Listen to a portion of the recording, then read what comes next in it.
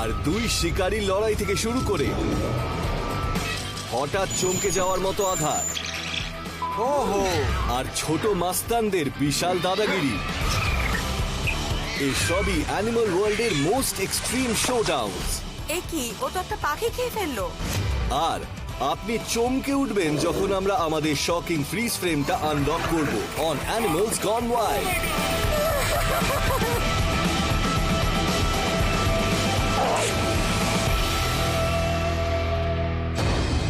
যখন আপনার স্থানীয় দুই মস্তান আপনার বাড়ির পেছনে তুমুল লড়াই করে এলাকা কাঁপিয়ে দিচ্ছে, তখন সেই লড়াই স্বচক্ষে দেখতে যাওয়া খুবই বিপজ্জনক হতে পারে। Rockaway township, new jersey. Manhattan থেকে মাত্র 1 ঘন্টা দূরের এই এলাকার পার্ক আর সংরক্ষিত এলাকাগুলো স্থানীয় বাসিন্দা আর বন্য প্রাণীদের কাছে একটা ওয়েলকাম রিট্রিট। প্রকৃতির এত কাছে থাকার কারণে মানুষকে হরিণ, ববক্যাটস, এমনকি বাদুড় নিয়েও থাকতে হয়। তবে এখানকার একটা পশুকে সবাই একটু এড়িয়ে চলে, দ্য ব্ল্যাক বেয়ার। ব্ল্যাক বেয়াররা সাধারণত হিউম্যান ডমিনেটেড এরিয়ার বাইরেই থাকে, তবে মেটিং সিজনে মেল বিয়ারদের আচরণে চেঞ্জেস আসে।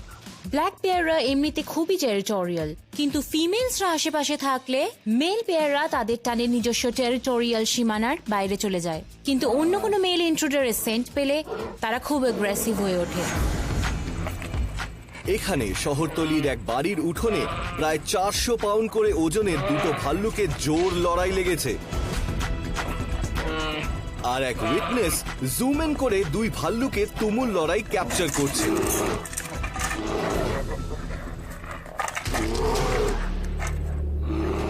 এই যুদ্ধে খুব তাড়াতাড়ি একজন একেবারে ভল্ট খেয়ে নিচে উল্টে পড়ল, কিন্তু এদের লড়াই এখনো শেষ হয়নি। সিঁড়ির নিচে দাঁড়িয়ে এই বেয়ারটা একেবারেই কোনো অ্যাডভান্টেজ পাচ্ছে না, কিন্তু ওর অ্যাগ্রেসিভ বডি ল্যাঙ্গুয়েজ দেখে মনে হচ্ছে ওর দম এখনো ফুরিয়ে যায়নি। যখন দুজন ব্ল্যাক বেয়ারের লড়াই চলে, কে জিতবে সেটা আগে থেকে কখনোই বোঝা যায় না। মেল ব্ল্যাক বেয়াররা নানাভাবে ব্লাফ দিতে থাকে, যেমন গ্রান্টিং, স্নটিং, পশরিং। এই সব কিছুই হলো অ্যাগ্রেশন দেখানোর টুলস। সিঁড়ির ওপরে যখন মনে হচ্ছিল দুই পক্ষই যুদ্ধবিরতি ঘোষণা করবে, ঠিক তখনই এদের ঝগড়া আরো মারাত্মক রূপ নিল। একেবারে অল আউট স্ট্রিট ফাইটই বলা চলে।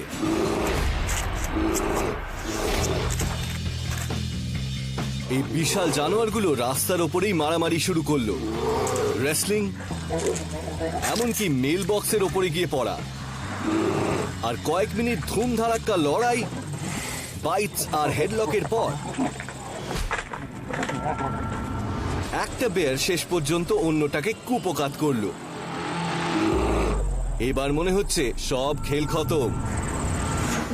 তবে ডমিনেন্ট বেয়ারটাকে দেখে মনে হচ্ছে না যে সে তার অপোনেন্টকে ইনজোর করতে বা খুন করতে চাইছে। আসলে সে শুধু একটা মেসেজ দিতে চাইছে, ইট সেজ ডোন্ট এন্টার মাই টেরিটরি। কিন্তু হঠাৎই লুজিং বেয়ারটা নিজের পায়ে উঠে দাঁড়ালো এবং আবার লড়াই চালিয়ে যেতে লাগলো,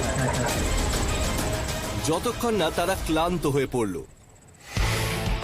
সে লড়াই করা থামিয়ে দিল, নিজের তেজটা শেষে দেখিয়ে দিয়ে গেল। আর এখন জানলা দিয়ে প্রতিবেশীর ঝগড়া দেখাও শেষ হলো।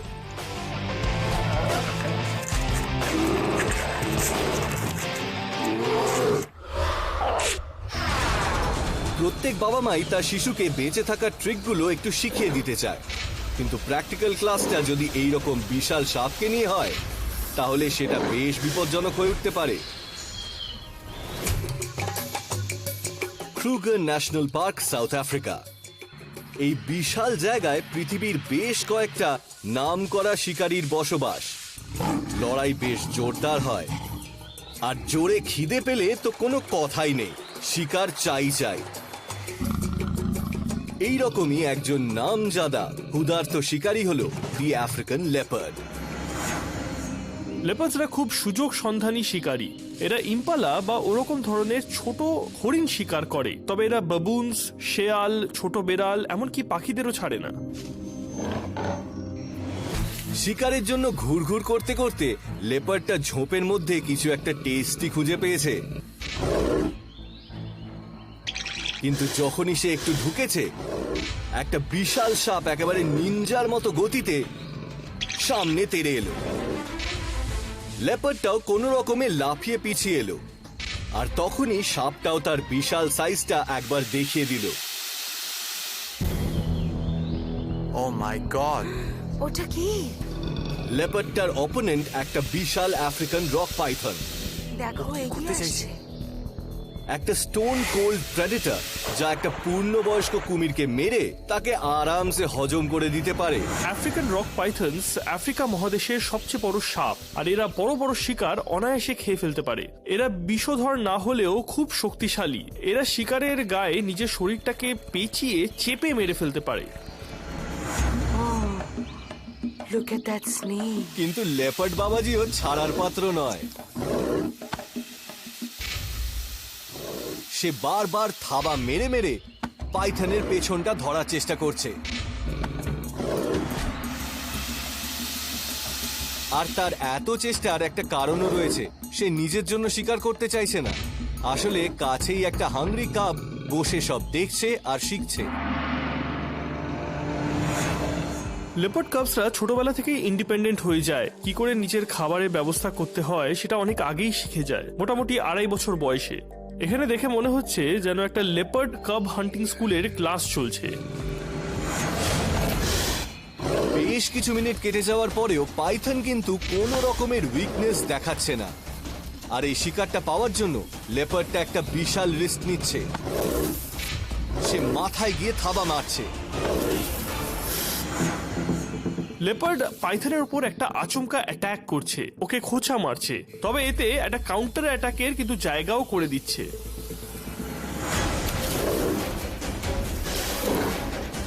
লেপার্ডটা যখনই তাকে মারতে যাচ্ছে সাপটা বিপজ্জনকভাবে তার দিকে তেড়ে যাচ্ছে, আর এতে তেমন কিছু হয়নি। কিন্তু তার স্ট্র্যাটেজির কাছে সাপের শক্তি কিছুই নয়। তার সবচেয়ে বড় অস্ত্র হলো পারসিস্টেন্স। ধরতে পারিনি। অত্যন্ত সতর্কতার সঙ্গে থাবা মেরে মেরে সে সাপটাকে কুপোকাত করল, কিছুতেই হাল ছাড়ছে না। আর একদম খতম করে দিল। ওটাকে কি মেরে ফেললো? ওটা মরে গেছে, ওটা মরে গেছে। এইবারে বাচ্চাটা বেরিয়ে আসছে সাপটা মরে যেতে। তার বাচ্চার কাছে এটা বেশ ভ্যালুয়েবল লেসন ছিল। যখনই কোনো কম্পিটিটরকে হারাতে হয় তখন পেশেন্স কাজে লাগে।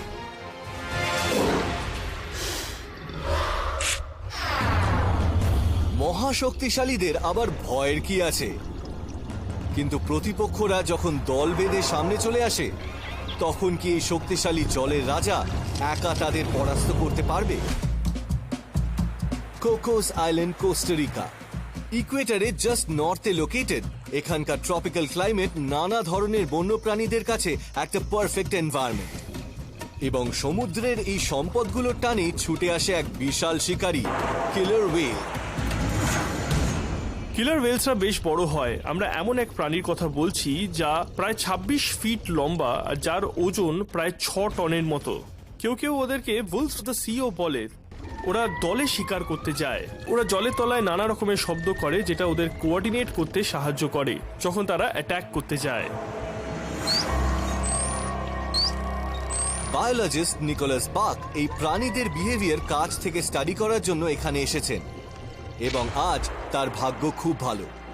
তিমির দল শিকারে বেরিয়েছে, আর তাদের টার্গেট হয়েছে আরেক ভয়ানক শিকারী, 14 ফুটের একটা টাইগার শার্ক। টাইগার শার্করা এপেক্স প্রেডিটর, আর এরা অসাধারণ শিকারীও। এদের ওজন প্রায় 1500 পাউন্ড, মানে 1 টনের মতো। এদের শক্তির কোনো তুলনা হয় না।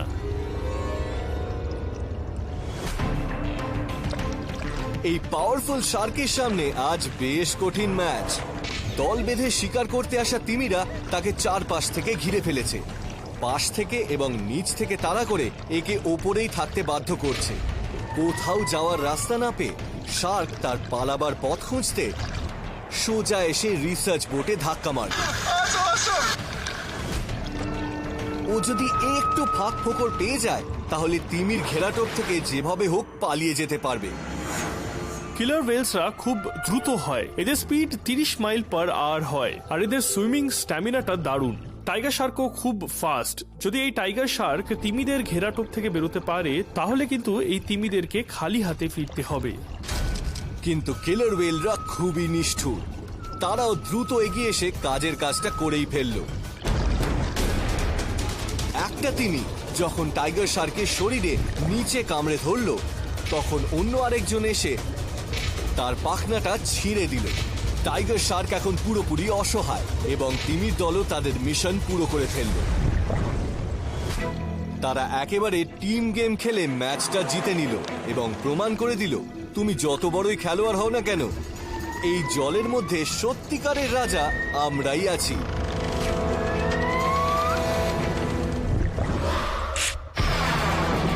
এরপর এই ক্যাম্প ফায়ার পার্টি ক্র্যাশারের অবস্থা দেখে আপনি হয়তো তাঁবু ফেলার আগে দুবার ভাববেন, ওরে বাপরে। এবং তারপরে এই খাবারটা খাওয়া হয়তো একটু বেশি রিস্কি, কিন্তু এই ছোট প্রাণীটা কি হাংরি মবদের তাড়িয়ে দিতে পারবে? বিপদের মুখোমুখি হওয়া আর হঠাৎ আক্রমণ তো থাকবে, আর যখন আপনার গান অডিয়েন্সদের পছন্দ না হয়, তখন তাদের হাতে মার খাওয়া খুবই লজ্জার, আর এটা তো ডেডলি। ওরে বাবা।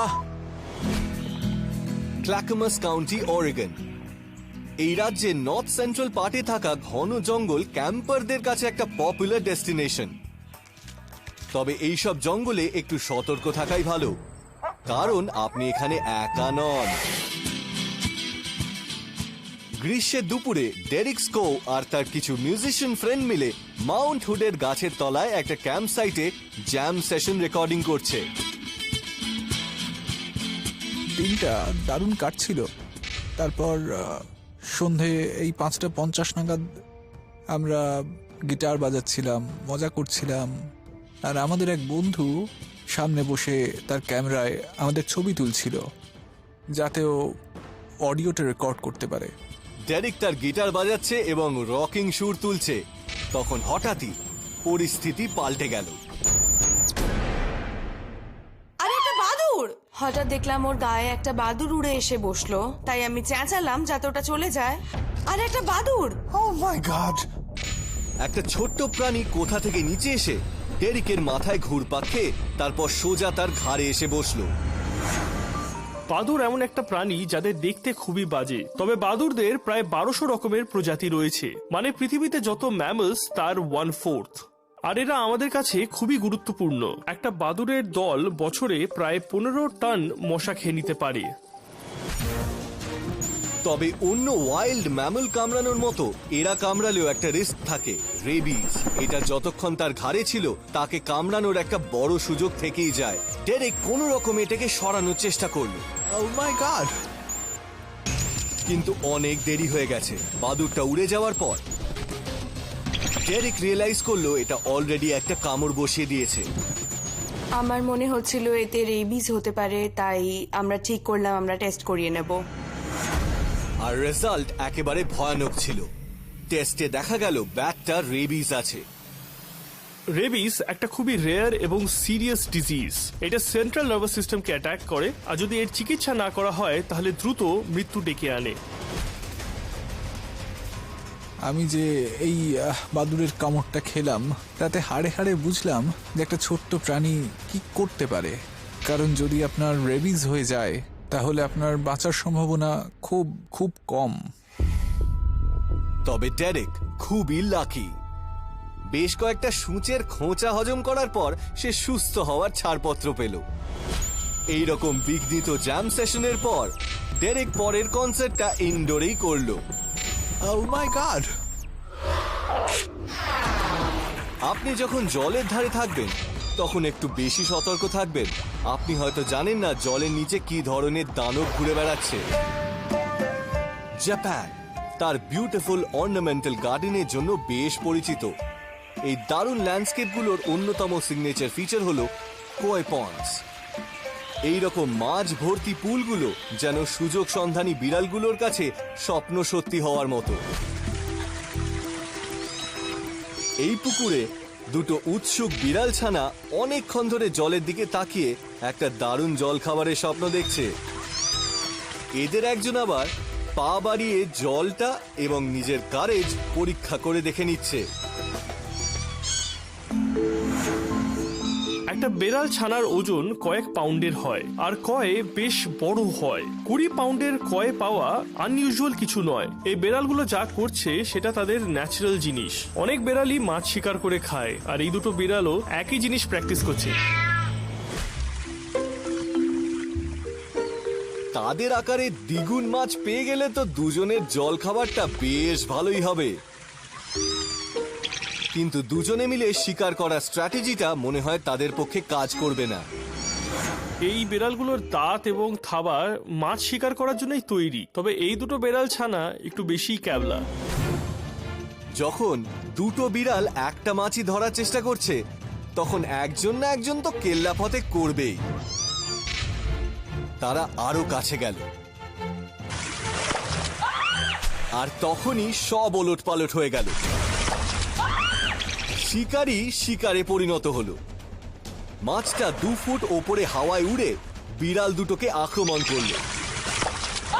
কিন্তু এই মাছটা আসলে কয় ছিল না, এটা আসলে একটা শিকারী পাইক। আপনি হয়তো কখনো আশা করবেন না যে এরকম একটা সুন্দর কইয়ের দল আর একটা পাইক এরকম ভাবে মিশে থাকতে পারে। পাইকরা কিন্তু খুব সিরিয়াস প্রেডিটর। এরা যদি কখনো কোনো মাছ বা কোনো হাঁসের বাচ্চাকে দেখে সঙ্গে সঙ্গে অ্যাটাক করে। মনে হলো পাইকটা আজ বিড়াল দিয়েই তার জল খাবারটা সারলো। তবে আপনি যেটা ভাবছেন সেটা ঠিক হয়নি। ভিডিওটা আবার দেখুন, একটা সারপ্রাইজ রয়েছে। দুটো বিড়াল ছানাই অল্পের জন্য বেঁচে গেছে, তাদের দারুণ দুর্দান্ত রিফ্লেক্সের জন্য।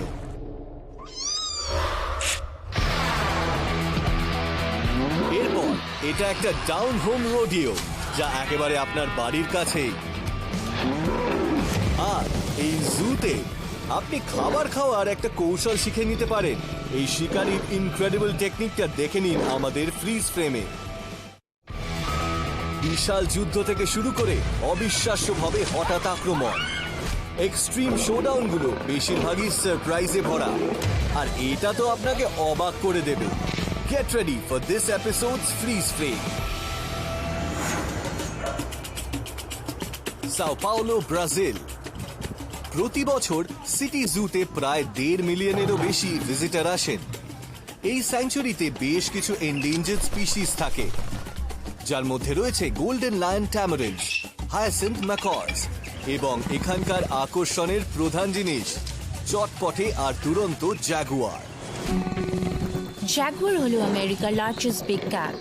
এক একটা জাগুয়ারের হোম রেঞ্জ প্রায় 12 স্কোয়ার মাইল। বনে এদের দেখতে পাওয়াও বেশ কঠিন ব্যাপার, এবং ইকোসিস্টেমের জন্য তারা খুবই ক্রিটিক্যাল হয়। ফর এক্সাম্পল, একটা জাগুয়ার প্রায় পশুচারণ এলাকা থেকে শিকার করে থাকে। জু লাইফে একটা জাগুয়ারের কাছে তার ইনস্টিংক্টিভ হান্টিং স্কিলগুলো দেখানোর খুবই কম সুযোগ থাকে। তবে এখানে এই সাও পাওলো জুতে এই বিগ ক্যাটটি স্পষ্টই কোনো কিছুর ওপর বিরক্ত।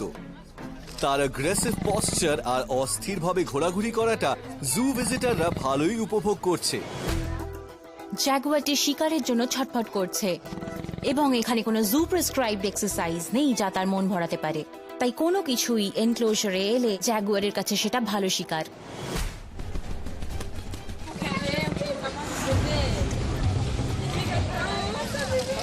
জাগুয়ার তার ঘাড়টা তুলল। তার শিকার কিন্তু আসছে একেবারে ওপর থেকে। এই অল্প সময়ের স্ট্র্যাটেজিতে কি জাগুয়ারটা এই উড়ন্ত ইন্ট্রুডারকে ঘায়েল করতে পারবে? তাহলে ফ্রিজ ফ্রেমটা আনলক করে দেখা যাক কি হলো।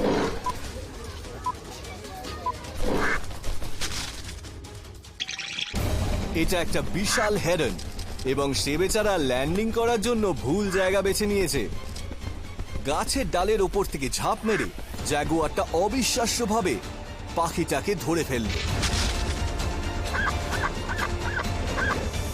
হেরনটা নিজেকে ছাড়ানোর আপ্রাণ চেষ্টা করলো, কিন্তু কোনো কাজে এলো না। একটা জাগুয়ার যখন শিকার ধরে যতটা সময় পারে সে সেটাকে ধরে রাখে। জাগুয়ারদের এক্সট্রা অর্ডিনারিলি স্ট্রং জস থাকে, যা দিয়ে তারা পশুদের স্পাইনস আর স্কালস ভেঙে দেয়। একেবারে চোখের পলকে শিকার ধরে এই অ্যাথলেটিক প্রেডেটর তার এক লাফে শিকার করার লেজেন্ডারি রেপুটেশনটা শেষ পর্যন্ত বজায় রাখলো।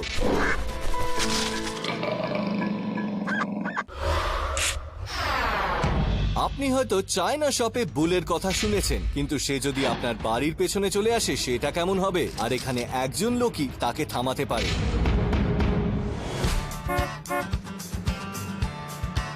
Rapid city, south Dakota. এটা মাউন্ট রাশমোরের গেটওয়ে এবং সেই সঙ্গে ব্ল্যাক হিল স্টক শো আর রোডিওর একটা জায়গা। 1958 থেকে প্রতি বছর হয়ে আসা এই সোশ্যাল ইভেন্টটি বাসিন্দাদের কাছে বেশ জনপ্রিয় এবং এখানকার ফেভারিট অ্যাট্রাকশন হলো বুল রাইডিং। বুলরা হলো অ্যাডাল্ট মেলস যাদের ক্যাস্ট্রেট করা হয়নি। এদের মধ্যে কিছু অ্যাগ্রেসিভ বিহেভিয়ার থাকে যা এদের স্পিসিজে ন্যাচারাল। গরুদের তুলনায় তারা অনেক বেশি মাস্কুলার, এর জন্য এরা বেশি ডমিনেন্ট আর রিপ্রোডাকশনের জন্য ফিমেলদের কাছে বেটার অ্যাক্সেস পায়। তবে এই ঠান্ডার দিনে বুলটা এখন একটাই জিনিসের ব্যাপারে চিন্তা করছে, ব্রেকিং লুজ। রোডিওতে একটা খুঁটি ভেঙে বেরিয়ে আসার পর অথরিটি একটা স্থানীয় বাড়ির উঠোনে ওটাকে আটকে রাখার ব্যবস্থা করেছে। এখন যে বিপজ্জনক পরিস্থিতি তৈরি হয়েছে তা আরো খারাপ দিকে যাচ্ছে। এই প্রাণীটাকে খেপাতে খুব বেশি সময় লাগে না। চারিদিক থেকে বন্দী হয়ে সে ঘন ঘন ডাক ছাড়ছে আর একটা ফাঁকা জায়গা খুঁজে বেড়ানোর চেষ্টা করছে। তখন পালানোর একটা মরিয়া চেষ্টা হিসেবে সে গিয়ে ভিড়ের দিকে ধাক্কা মারল এবং একের পর এক লোককে পুতুলের মতো তুলে ফেলতে লাগলো। বুলসরা খুব শক্তিশালী আর বিপজ্জনক প্রাণী। এরা কোনোভাবেই বোকা বা ক্যাবলা নয়। আপনি যদি কোনোভাবে একটা বুলের সামনে পড়ে যান তাহলে বাঁচার সেরা উপায় হলো দ্রুত সামনে থেকে সরে যাওয়া। তবে এছাড়াও আপনি খুব জোরে চিৎকার করতে পারেন অথবা ভয় দেখানোর মতো কিছু করতে পারেন। এই পরিস্থিতিতে সাহায্যের জন্য খবর গেল রেনাউন্ড সাটন রোডিওর কাছে এবং তারা তাদের অন্যতম এক্সপিরিয়েন্স বুল রাইডারকে একটা ডেয়ারিং প্ল্যান দিয়ে পাঠালো। তারা আশা করছে যে বুলটাকে একটা ওপেন ট্রেলারে তুলতে পারবে নিজেকে টোপ হিসেবে ব্যবহার করে। অনেকেই ভাবে যে লাল রং দেখলেই ষাঁড়েরা ক্ষেপে ওঠে, কিন্তু ব্যাপারটা মোটেই তা নয়। তারা আসলে রেড গ্রিন কালার ব্লাইন্ড, তাই বুল ফাইটে যে কাপড়ের নাড়াচাড়া করা হয় তাতেই তারা ক্ষেপে ওঠে।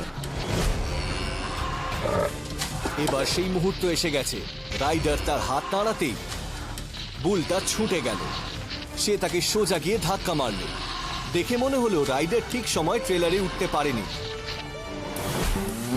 একটা খ্যাপা ষাঁড় একজন মানুষের থেকে অনেক জোরে দৌড়য়, তাদের ওজন 2000 পাউন্ড হওয়া সত্ত্বেও। তাই যদি ষাঁড় তাড়া করে, বুদ্ধিমানের কাজ হবে তার সামনে থেকে সরে গিয়ে দ্রুত সেখান থেকে পালিয়ে যাওয়া। But just at the last second, রাইডারটা দারুণভাবে সরে যায়। সে বুলের শিং থেকে কোনো মতে নিজেকে বাঁচিয়ে ট্রাকের ওপর ঝাঁপ মেরে দেয়। উন্মাদ পশুটা সোজা ট্রেলারের ভেতর ঢুকে গিয়ে অবিশ্বাস্যভাবে বন্দী হয়ে যায়।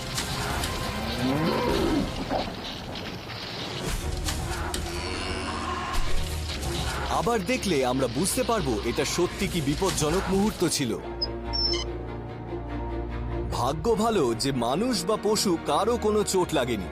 All thanks to the hero of the day.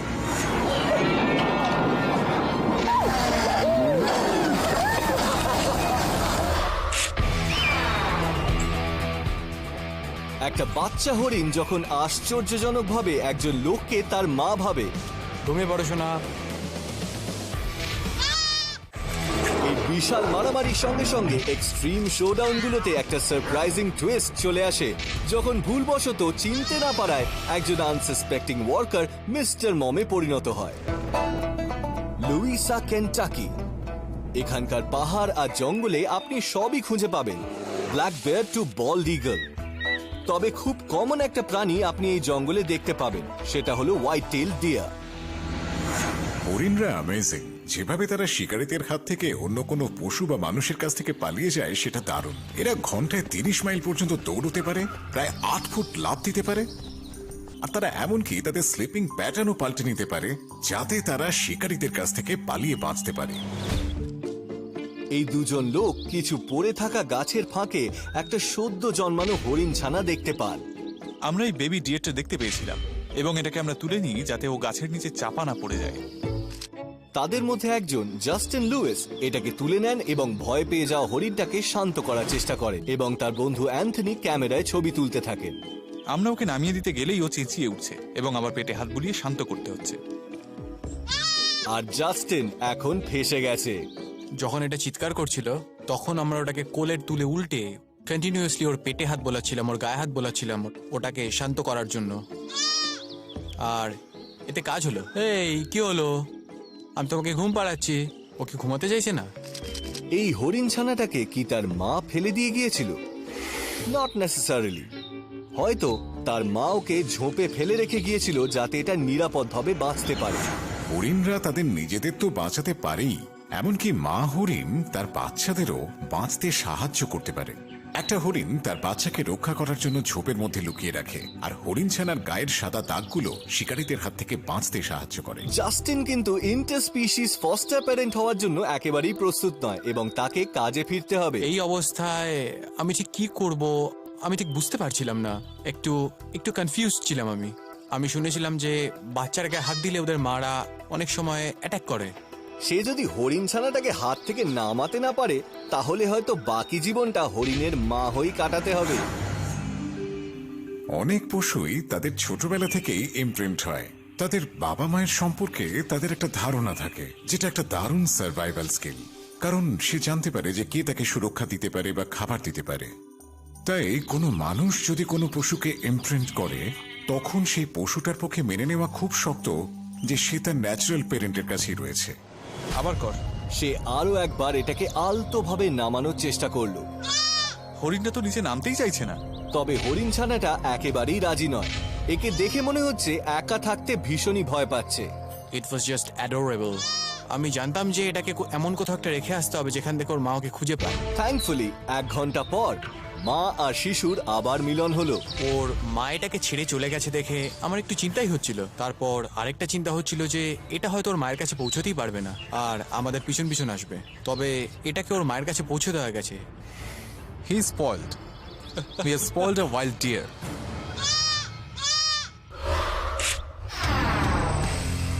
কখনো লড়াইয়ে আপনি হয়তো একেবারেই একা পড়ে যেতে পারেন, কিন্তু মনে রাখবেন লড়াইয়ে আপনার সাইজটা কোনো ম্যাটারই নয়।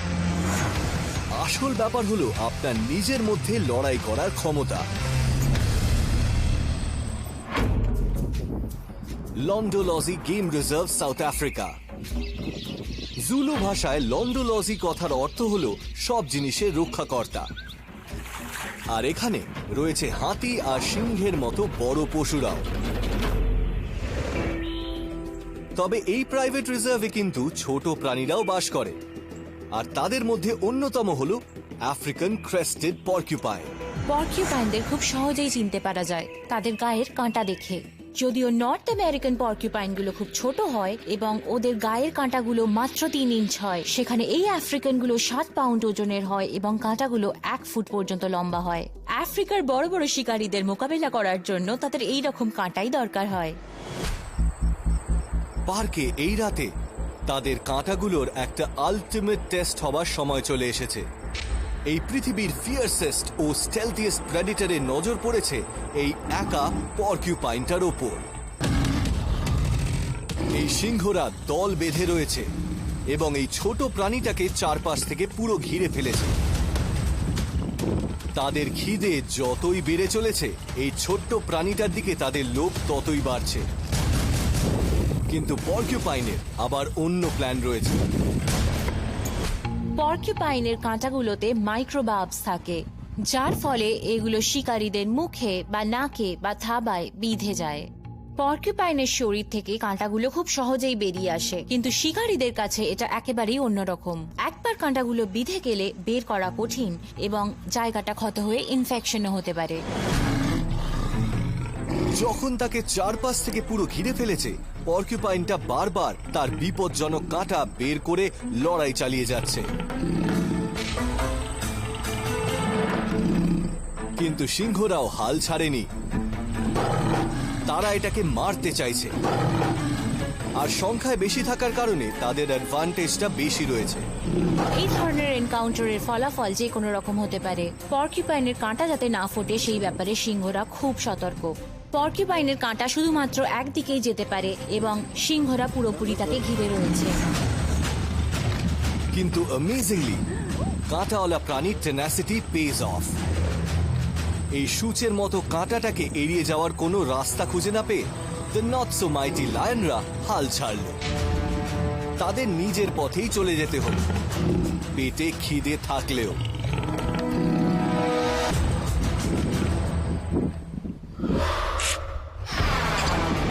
এরপর দেখুন, একটা মজার ক্যামেরা ট্রিক করতে গিয়ে ক্যামেরাই চুরি হয়ে যাচ্ছিল। এই অবিরাম মারামারি আর হঠাৎ বিপদে পড়ার মতো ঘটনা তো চলতেই থাকবে। কুকুর আর বিড়ালের আজীবনকালের লড়াইয়ে কুকুররাই সাধারণত জিতে থাকে।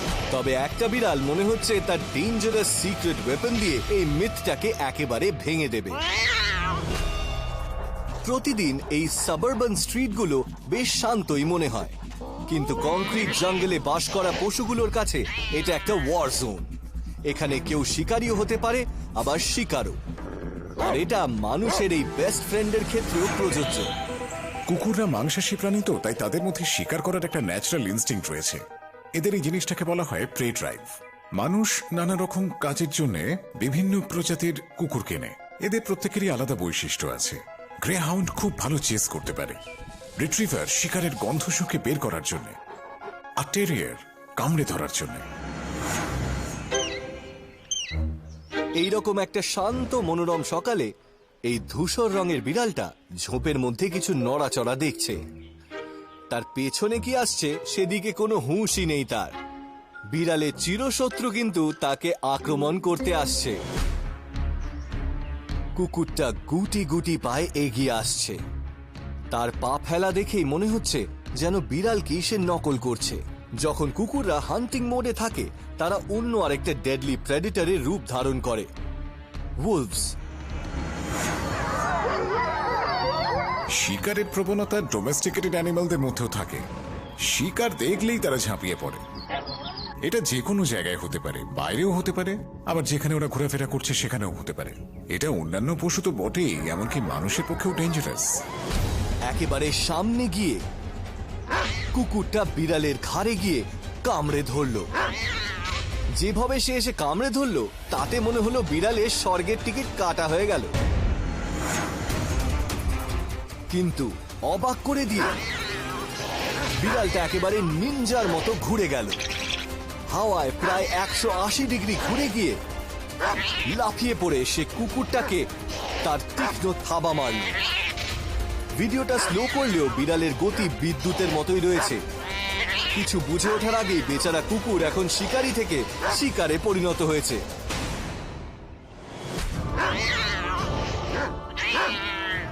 বিড়ালটা নিরাপদেই রইল এবং তার আক্রমণকারীকে ভবিষ্যতের জন্য একটা শিক্ষা দিয়ে দিল। রাস্তার উপরে এইরকম ঘটনা ঘটালে কুকুরের লজ্জায় মাথা কাটা যাবে।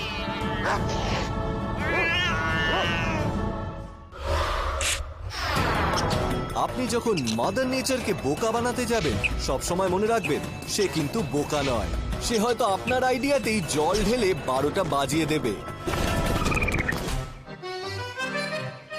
ওয়েস্টমাউন্ট পার্ক, মন্ট্রিয়ল। এখানকার বড় বড় গাছ আর সবুজ পাহাড় শহরের মানুষদের প্রকৃতির সঙ্গে মিলিয়ে দেয়। আর এখানে যে প্রাণীটা সবচেয়ে বেশি চোখে পড়ে সেটা হলো গ্রে স্কুইরেল। গ্রে স্কোয়ারেল খাবার স্টোর করে রাখতে বেশ দক্ষ। তারা খাবার এদিক ওদিক লুকিয়ে রাখে, আর এমনকি তারা মুখে খাবার নিয়ে অন্য জায়গায় গিয়ে লুকিয়ে রাখে। এমনকি তারা এটাও বুঝতে পারে যে কোন খাবারটা এক্ষুনি খাওয়া দরকার আর কোনটা স্টোর করে রাখা যায়। একজন মন্ট্রিয়াল বাসিন্দা এই স্কেটিশ স্ক্যাভেঞ্জারদের খুব কাছ থেকে দেখতে চান, তাই তিনি একটা ব্যাগেটের সঙ্গে ক্যামেরা লাগিয়ে দেন এবং ভাবছেন যে স্কুইরেলটা খাওয়ার জন্য এখানে আসবে আর তিনি স্টার হয়ে যাবেন। যেমনটা আপনি দেখছেন, একটা গ্রে স্কুইরেল সতর্কভাবে ব্যাগের জড়ানো ক্যামেরার সামনে এসেছে। সে পাউরুটির সঙ্গে এরকম বিদেশি জিনিস দেখে একটু কনফিউজ হয়ে গেছে। ও তবে সে ফ্রিতে পাওয়া খাবার কোনো মতেই হাতছাড়া করবে না। অনেক অ্যানিমাল শীতকালটা হাইবারনেট করেই কাটিয়ে দেয়, কিন্তু গ্রে স্কোয়ারেল তেমন করে না। এরা প্রায় গোটা শীত জুড়েই অ্যাক্টিভ থাকে, আর তাই এদের শরীর গরম রাখার জন্য প্রায় ডাবল খাবার খেতে হয়। সেই জন্য অনেক সময় খাবারের ক্ষেত্রে তারা খুব একটা বাছবিচার করতে পারে না। এই ফ্রি এর খাবার হয়তো ইররেসিস্টেবল হবে। হঠাৎ মাটিতে বসে খাওয়ার বদলে এই দুষ্টু প্রাণীটা পাউরুটি সমেত ক্যামেরাটা নিয়ে গাছে উঠে যেতে লাগলো। সে তরতর করে গাছে উঠে পড়লো, আর ক্যামেরার মালিক বেচারা অসহায়ভাবে নিচে দাঁড়িয়ে ভাবছে ক্যামেরাটা সে আর ফেরত পাবে না। তখনই স্কুইরেলটা মস্ত বড় ভুল করে ফেললো। ক্যামেরা আর পাউরুটি তার হাত থেকে ফসকে নিচে পড়ে গেল। সারপ্রাইজিংলি ক্যামেরাটা ওপর থেকে পড়েও ভালোই আছে, এবং একটা দুর্দান্ত স্কুইরেল সেলফি আর তার চুরি করে নিয়ে পালানোর সব ছবি এতে ঠিকভাবেই রয়েছে। এরপর দেখুন এই হরিণ কেমন একটু রক্তের স্বাদ পেল। তুমি কি ওটা দেখলে? এই মারণ ধাক্কা আর সারপ্রাইজ অ্যাটাক আরো সারপ্রাইজিং হয়ে ওঠে যখন একজন ওয়েল নোন ভেজিটেরিয়ান হঠাৎ করে মাংসাশী হয়ে যায়। তুমি কি দেখলে ওটা? ও মাই গড! মনরে, টেনেসি। অ্যাপালেশিয়ানের পশ্চিম প্রান্তে অবস্থিত এই ছোট্ট শহরটি দারুণ ল্যান্ডস্কেপ দিয়ে ঘেরা, আর অনেক জীবজন্তু এখানে থাকে, যার মধ্যে রয়েছে এই white tail deer. White tail ডিয়াররা জাবর কাটা প্রাণী, ফলে আমাদের তুলনায় তাদের ডাইজেশন প্রসেস আলাদা। তাদের মধ্যে একটা 4 চেম্বার স্টমাক রয়েছে, এবং স্টমাকের প্রতিটি অংশে আলাদা আলাদা ডাইজেশন প্রসেস চলে। তাদের এই জটিল ডাইজেশন প্রসেসের জন্য তারা অনেক কিছু খাবার খেতে পারে, যেমন গাছের ডাঁটা, পাতা, এমনকি বিষাক্ত লতা পাতাও। একটা লেট সামার মর্নিং এ এই নাটকটা ক্যামেরা বন্দী হয় যখন একটা কাপল তাদের কিচেন উইন্ডো দিয়ে এই দৃশ্য দেখছিল। একটা হোয়াইট টেলড বাক তাদের বাড়ির পেছনে ঘাস খাচ্ছে, এবং কিছু ক্ষিপ্ত পাখি এসে তাকে ক্রমাগত আক্রমণ করে যাচ্ছে। কিন্তু দেখা যাচ্ছে হরিণটা চুপচাপ ঘাস খেতেই ব্যস্ত রয়েছে। হরিণের আলাদা ডাইজেস্টিভ সিস্টেমের জন্য এরা প্রচুর খাবার খেয়ে ফেলে, যা অন্য প্রাণীরা পারে না। কিন্তু খাওয়ার পর সেটা রিগার্জিটেট করে আবার খেতে অনেক সময় আর এনার্জি লাগে। তার মানে তারা অনবরত খেতেই থাকে। কিন্তু এখানে একেবারে অন্যরকম কিছু একটা ঘটছে। ও কি পাখিটাকে খেতে চাইছে? ওই যে যেটা মাটিতে পড়ে আছে। ইনক্রেডিবলি এই হরিণটা মনে হচ্ছে একটা বাচ্চা পাখি ধরে ফেলেছে, যেটা ওড়ার চেষ্টা করছে। মাটির উপরে একটা পাখি পড়ে আছে। পাখির বাবা মা আপ্রাণ চেষ্টা চালিয়ে যাচ্ছে যাতে হরিণটাকে দূরে সরানো যায়। হ্যাঁ, ওইটা তোলার চেষ্টা করছে। কি ওটা খাবে?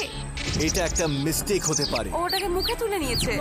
পাখিটা ওর মুখের ভেতর রয়েছে। অন্যমনস্ক হয়ে খেতে খেতে হরিণটা হয়তো বুঝতেই পারেনি যে সে একটা জীবন্ত বাচ্চা পাখি মুখে পুরে ফেলেছে। ও মাই গড! কিন্তু যখন এই হরিণটা চিবিয়েই চলেছে, একটা জিনিস পরিষ্কার, যে পাখিটা সে ভুল করে খায়নি। ও একটা পাখি খেয়ে ফেললো। তুমি কি ওটা দেখলে? ও my god!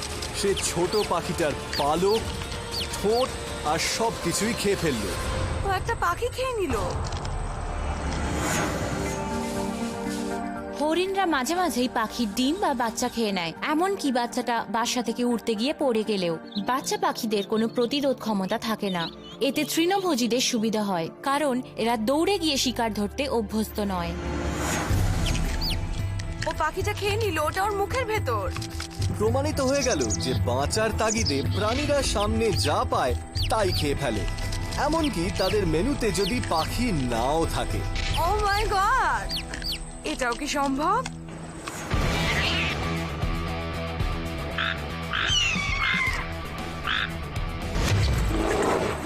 Fierce combat, ambush assaults, are underdog victories on animals gone wild. Oh my God! ও একটা পাখি খেয়ে নিল।